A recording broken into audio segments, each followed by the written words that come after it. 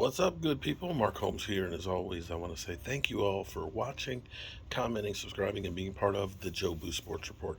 Without you guys, as well as you ladies, you know that this literally does not work. Um, Sitting down here in the dark, it's about 4 o'clock. We're going to start live stream at 8 o'clock, so 4 hours from now.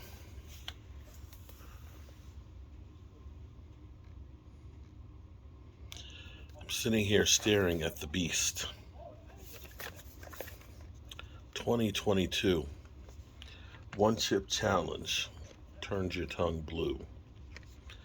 Imagine if it turns your tongue blue, what it's going to turn your poo into. But we'll find out. We'll find out tonight. We have some news, okay? I just put up a video about Dak Prescott.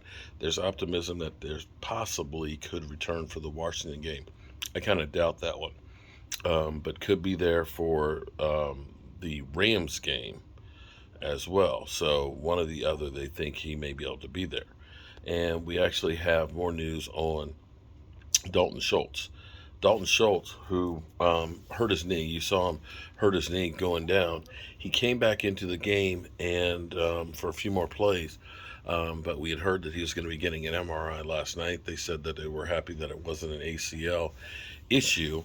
And, correct me if I'm wrong, when we heard that Tyron Smith, there wasn't an ACL injury issue.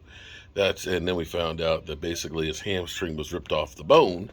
Well, then you start saying, okay, so, all right, so it's not ACL. How bad is it?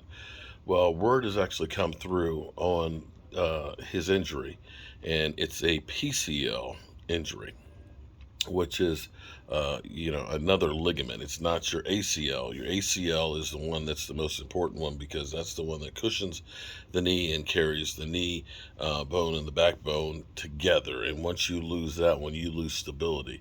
I've been played football from my senior year in high school and a few years in college without an ACL. But, this is a kinder, gentler thing where, nowadays you got to have one. The PCL injury is similar to what Zeke had last year, or it is the same injury that Zeke had last year. So we'll have to see if he's going to be missing any time or not. It's unclear at this moment if he will miss time or not.